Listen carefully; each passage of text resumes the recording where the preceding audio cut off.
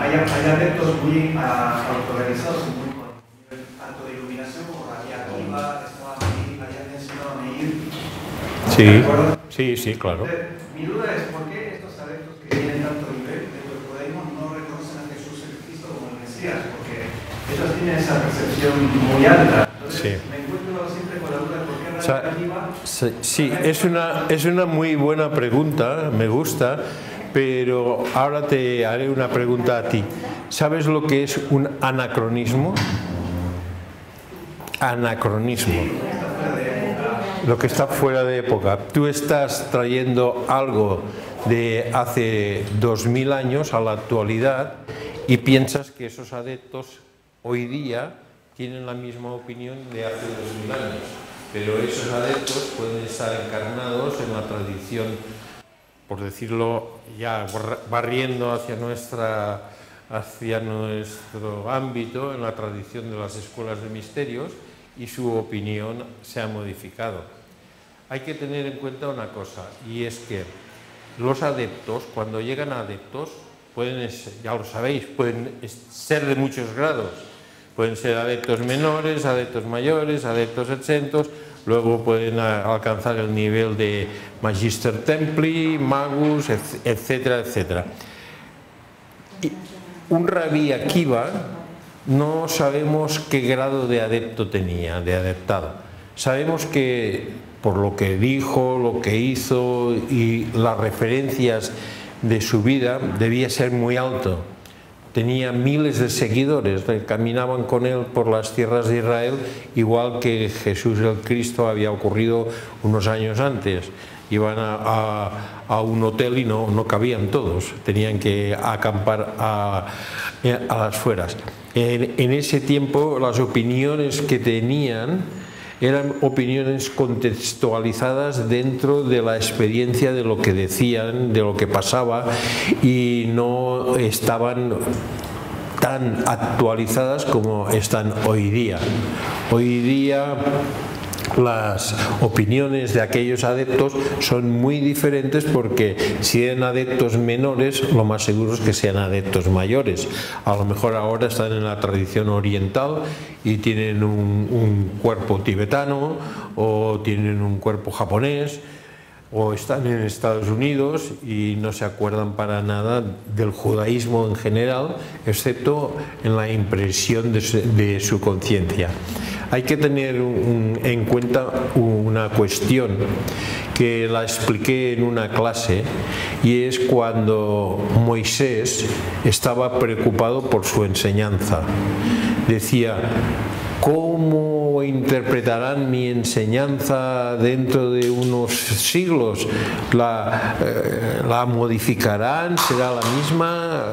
¿La harán permanecer así?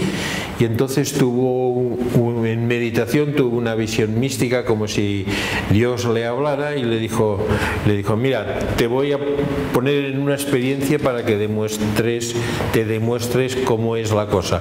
Y entonces Moisés se encontró precisamente en una clase de Rabí Akiva.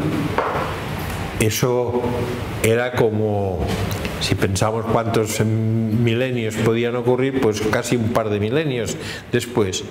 Rabí Akiva estaba explicando Cábala, estaba explicando mística del judaísmo en una yeshiva, y Moisés se sentó en la última fila y no entendió nada. Dijo: ¿de qué hablan esta gente? Sí, es la Torá, pero ¿de qué hablan? Y entonces uno de los alumnos dijo: ¿de dónde proviene esta enseñanza?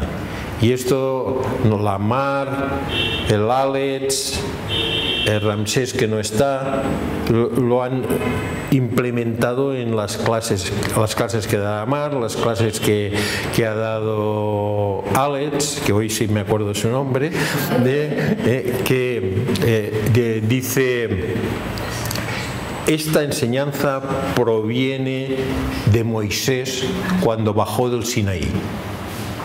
La tradición proviene de Moisés. La bajó de la cumbre del monte Sinaí. Todo lo que nosotros tenemos tiene ese origen fijado en un relato que llamaríamos histórico.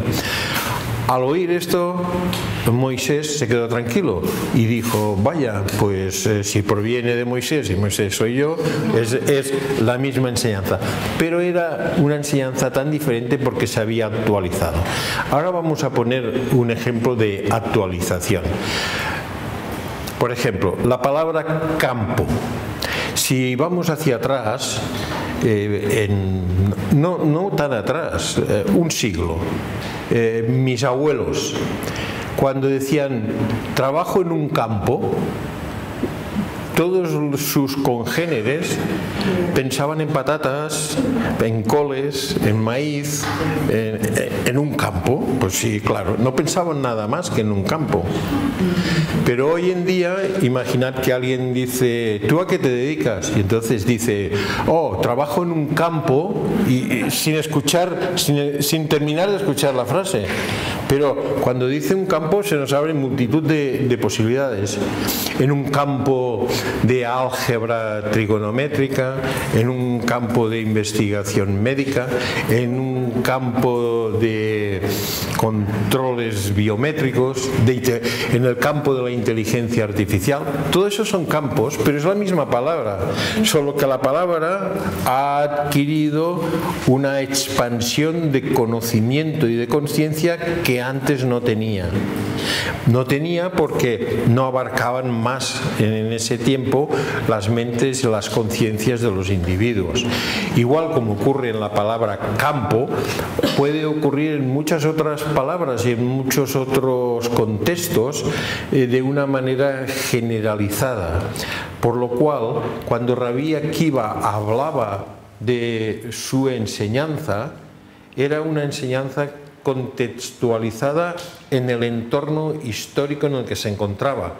Además, Rabí Akiva cometió un gran equívoco, se erró terriblemente. Pensó que una persona que había allí muy carismática y sí, Bar Kokhba, que era el Mesías, y lo promocionó como Mesías, y era un fraude.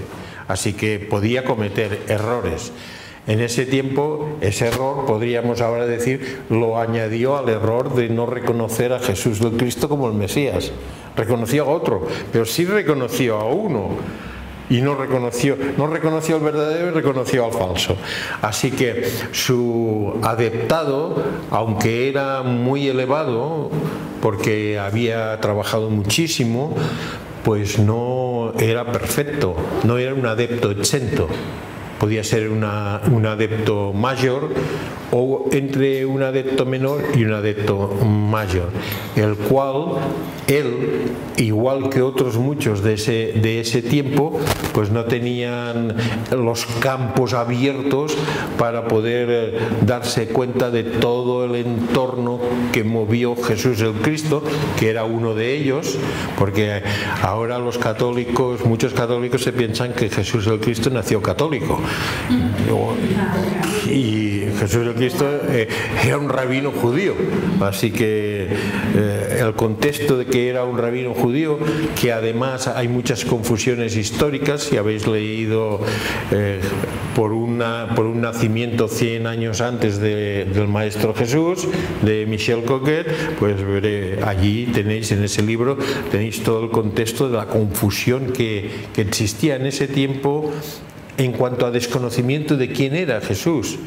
Unos dicen que estaba solo en el entorno esenio, otros que tal, bueno, confusión. Por lo cual, posiblemente el que estuvo encarnado como Akiva en aquel tiempo, hoy en día es un promotor de la segunda venida del Cristo. Y un promotor quiere decir alguien que hace cosas, servicio, para que existan las condiciones para que el Cristo pueda venir o manifestarse de la manera que sabemos que se puede manifestar por segunda vez. Igual que él, otros muchos de esos rabinos grandes en conocimiento y en expansión de conciencia que eran los rabinos ortodoxos.